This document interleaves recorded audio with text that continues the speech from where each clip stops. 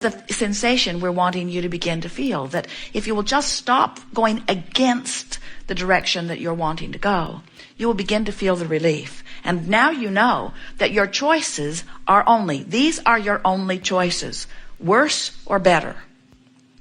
No matter where you stand, no matter what subject you are contemplating, you have two choices. You don't have the choice of absolute complete manifestation right now or not. You don't have that choice.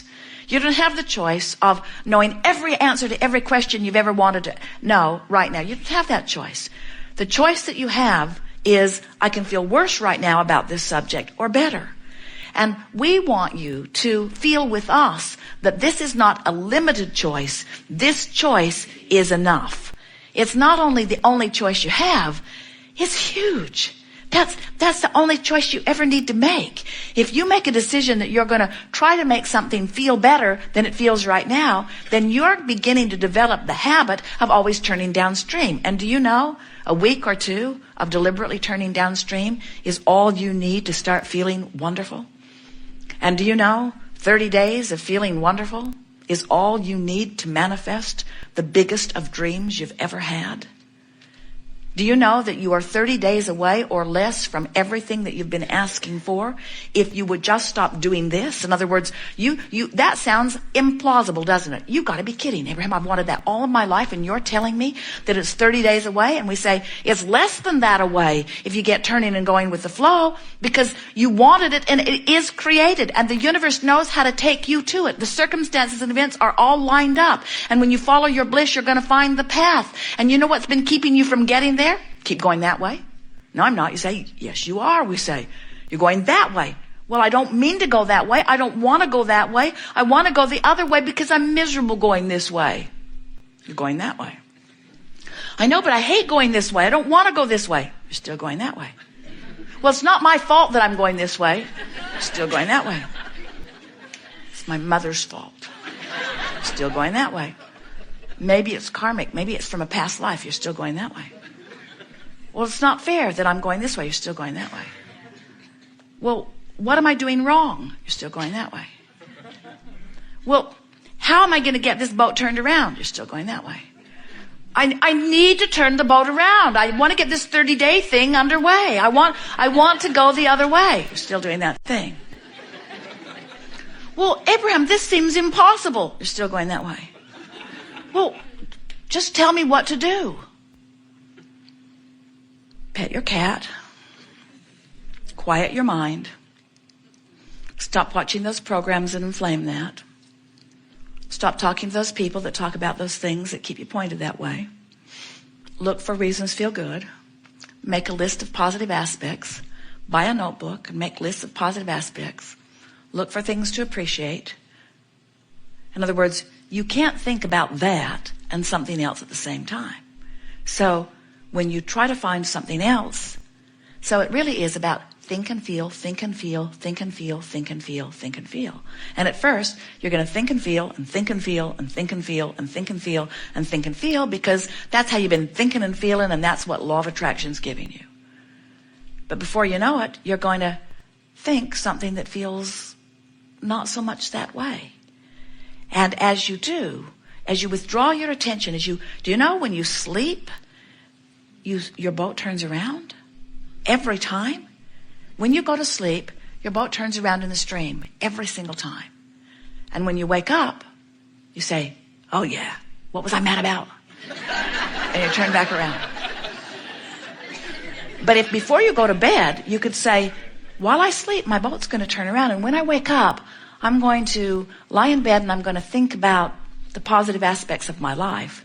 Now when you wake up, you get a little momentum going this way. And it doesn't take very much effort of getting them. Now we're really making this sound like you are an upstream crowd. And you're not. But relative to those things that you want that have not been coming to you, you have been an upstream thinker. You have been. Otherwise, you'd have what you want.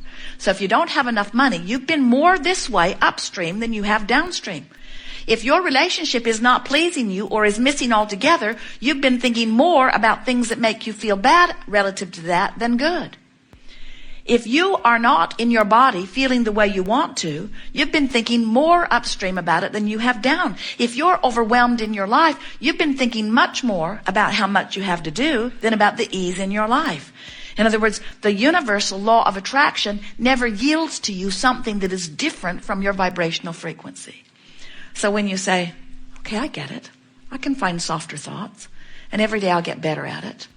And as you do, you'll turn and go with the current. And immediately you'll start feeling better. And people who are watching you will say, what's changed? Did you get that job you were looking for? Or did you get over that illness? Or did the money that you need come in? And you'll say, no. Then why are you so happy? I know it's illogical, you'll say. Because what I thought I needed to be happy hasn't happened yet. I've just stopped doing what was making me unhappy. And I felt better. And then say to them, and I think I'm on the right track. I just don't think you can feel this good without good things beginning to flow into your experience. And we say, those would be the most accurate words that you could ever speak. You can't feel negative emotion and let the good stuff in, and you can't feel positive emotion and keep the good stuff out. You just can't.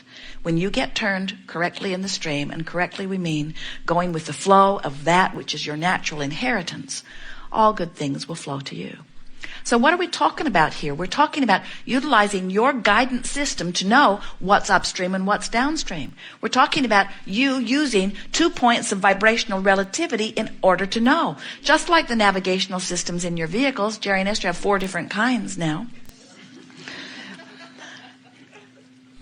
But they all operate on the same premise. The system knows where they are. They program in their desired destination, and then the system gives them turn-by-turn directions of how to get from where they are to where they want to be. The other day, they bought a new system. It's a Garmin. It's their favorite by far. And it's a portable system, and it's in their tow car. But they plug it into the cigarette lighter, and it sits on a little sandbag so it can be moved from vehicle to vehicle. So Esther unplugged it from the car and put it in the monster bus as they began to drive.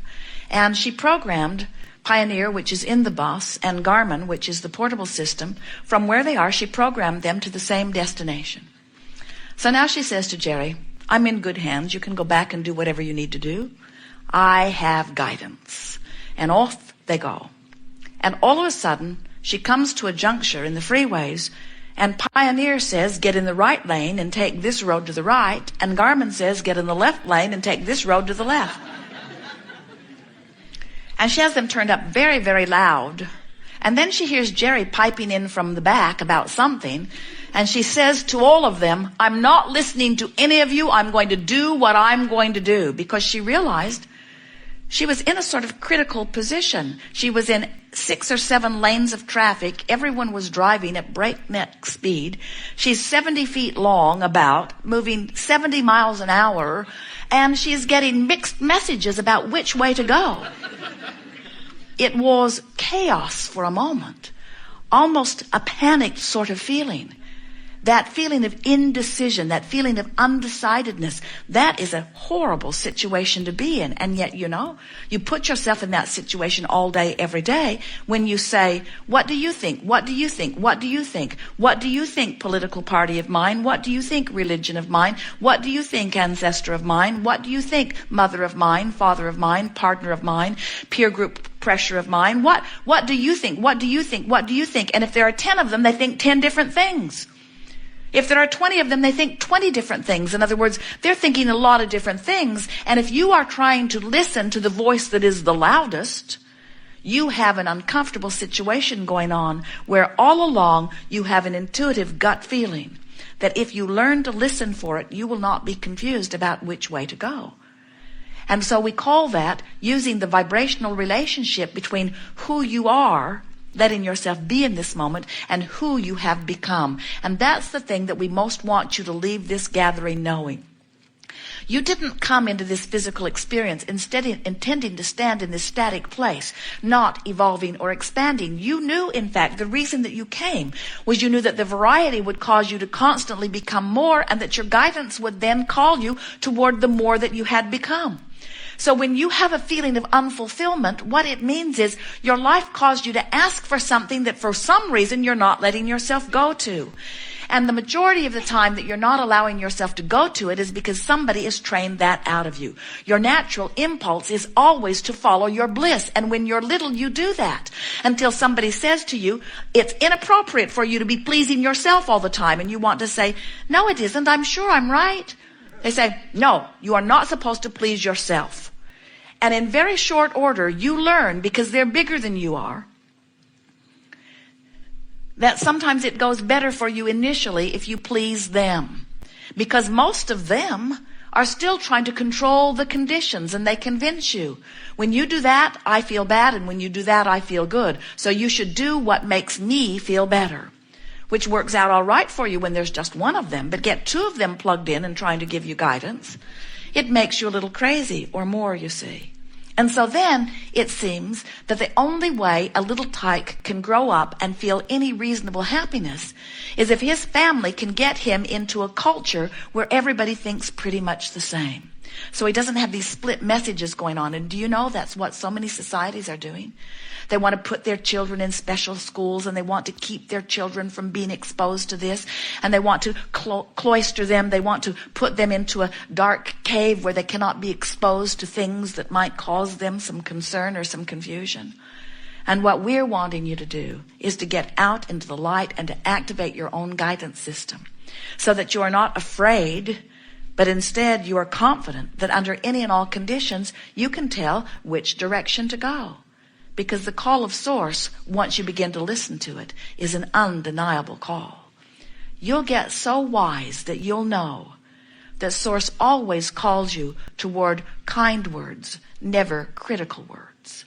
You'll get so sensitive to the call of Source that when you're hating someone for their color, for their religion, for their whatever, you'll get so sensitive to the call of Source that you'll know, I am violating the very premise from which I was born and to that which I have become. Hatred does not become me, you will discover. When you find fault with yourself, you'll come to know that's me choosing to think about myself in a way that Source never does, and I'm splitting my energy. When you hate someone else, you'll realize I'm finding a thought that Source would never find, and I'm splitting my energy.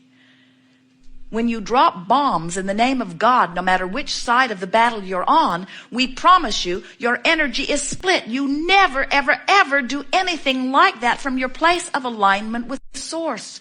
It's always from your place of disconnection, from your place of fear, from your place of not knowing about the stability of your life experience. When you're tuned in, tapped in, turned on, and in alignment with that which is Source, everything that comes from you feels good as it comes forth from you.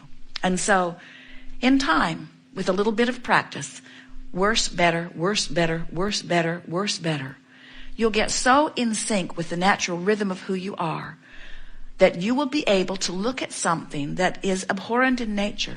Maybe the behavior of your government or someone else's. Maybe the behavior of someone in your community. Maybe the behavior of someone in your family or in your relationship.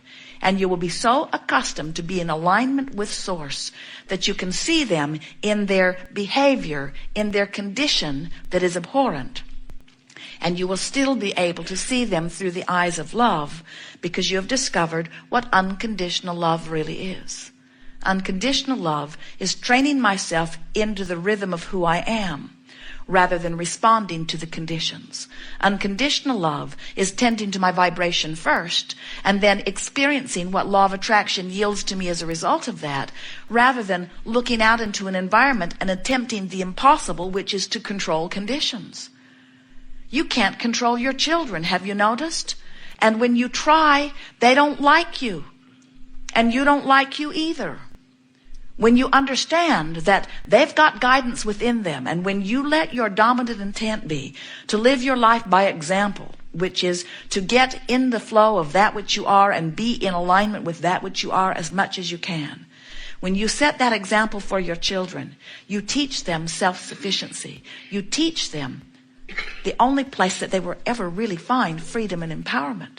You teach them that freedom and empowerment comes from personal alignment, and then they can go out into the world without hating and without altering conditions, and they can live happily ever after, going with the stream, living out the legacy that they